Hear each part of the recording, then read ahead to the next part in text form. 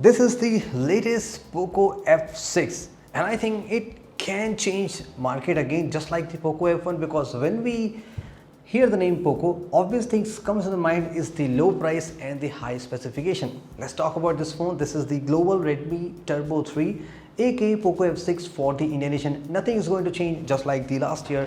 The Poco F5, I believe it is a rebrand of the Redmi Note 12 Turbo edition. This is the first impression of this phone. I am using this phone for almost 48 hours. Let me tell you what's good, what's bad, because obviously on the long term view, we will again compare it to other phones and I will show you everything. But let's go ahead.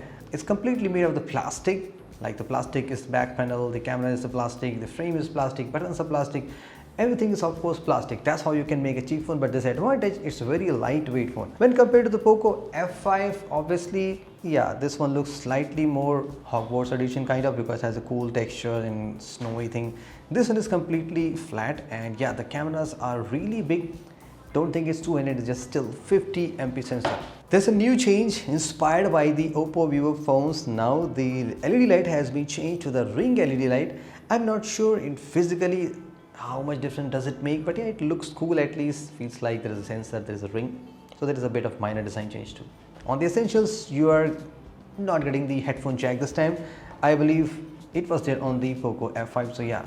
They started doing compromising on those things too. Obviously dual 5G, you get the dual speaker, and on the top you get the IR blaster, which is still there if you're using it. So phone is exactly like the super budget side feeling, 15,000, not more than that, but yeah, specs wise it should be great. Obviously you're getting the in-display fingerprint sensor, no side mounted this time because it has AMOLED display, so yeah, you're getting that. Getting inside the display, guys, this can be a very good thing for all the Poco phones. For example, the Poco XS Pro, they're giving you benchmark displays lately from so many phones, like the 1.5K resolution. It has 68 billion colors. You get the 2400 nits of peak brightness. The PPI is really high, 446. You get the Gorilla Glass Victus. Yeah, it's exactly same as on seen on the Redmi Note 13 Pro Plus, which obviously gets scratches. It's a thinner version of the Redmi Victus glass. So here you can also expect a similar kind of result. If you go to the display refresh rate, you can see it is still locked on the 60 or the 120. There's nothing in between that, neither 90, 948 nor anything at all. But yeah, that is a good thing. You can easily change the refresh rate. Like you want to use on the app on the 120, there is an option. So yeah, for the gamers, for the media consumption, this display is good.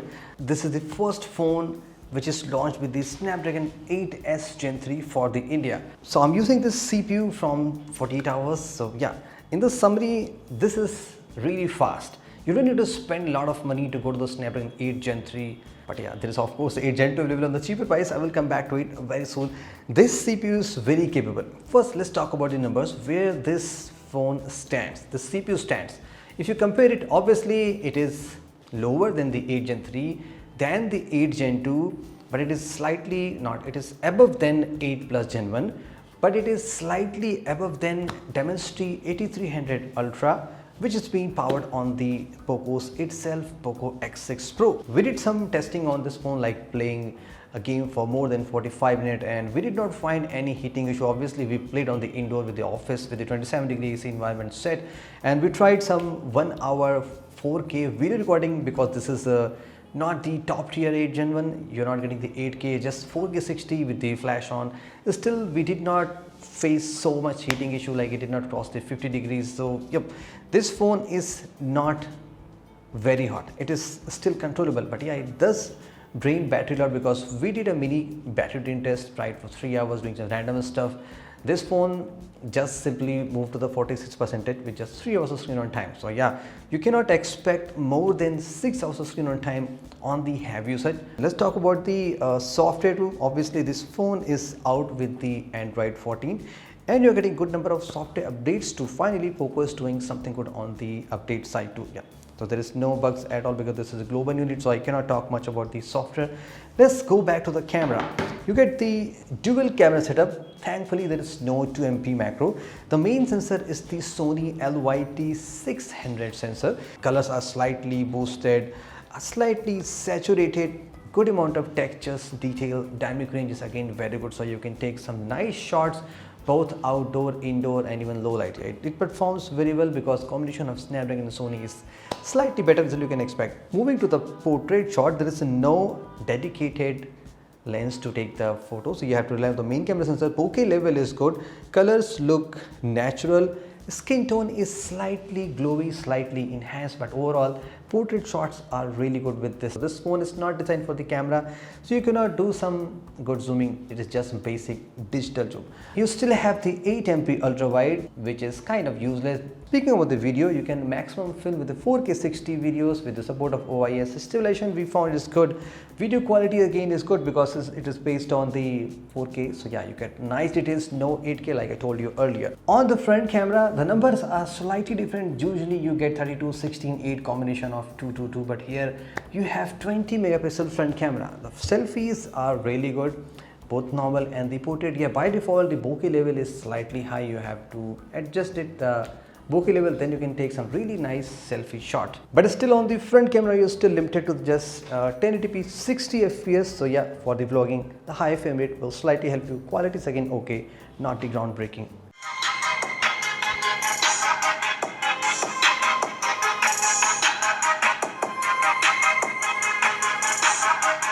Whenever I try a Xiaomi phone, I always love their speakers because they're always dual. Here also you get the dual speaker, but this time, yeah, they are loud. I did not find it very pleasing, you know, like they did not impress me so much. It's just like you're feeling the slightly lower variant phone and have the same quality. This phone comes with a 5000 mAh battery. Already I have spoken about you the battery backup. You do not expect some really groundbreaking result, but there are some cool things this phone does support. For example, this phone has support of Power Delivery 3.0 and the Quick Charge 3 Plus. So these are some extra things which help you in using this phone, charging from the laptop or other brand charger. So yeah, this is good.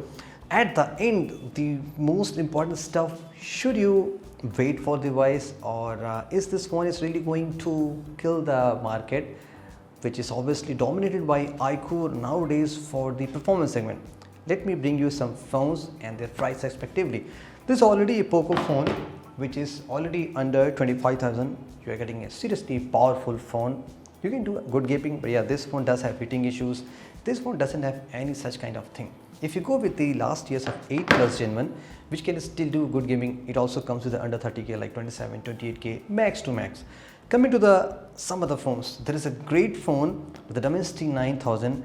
Nowadays this phone is easily available at a price of 23,000. So it offers still a lot better deal compared to this 8S Gen 3 because there's so much price difference. And if you talk about some latest phone like the 8 Gen 2 phone, the iQOO U9 Pro, which gives you LTPO display, 144 refresh rate, 8 Gen 2, you can easily buy this phone at 32,000 price segment. If you want to go with a slightly premium side, obviously there is a 8 Plus Gen 1 phone, 30,000 price segment, and there is a 12R also. So if the Poco really wanted to make the market for them, especially in this price segment, they have to launch this phone at a price of max to max 27, 28,000. Then it makes sense to buy this phone. Otherwise, if you slightly touches the 30,000 price segment at which the Poco F5 is available, that's why it is not selling very well. Everyone can go with the 8 Gen 2. That's a cash they have to give you. Obviously 2,000 rupees price discount, anything they have to, then this phone is going to sell very well. So guys, yeah, that's the first impression with the Poco F6. Stay tuned for so many exciting comparison, long-term review, and obviously we're going to check this phone's durability, how this phone is going to survive. I believe by looking at the construction, everything exactly same that you might already seen on the Poco F6 Pro.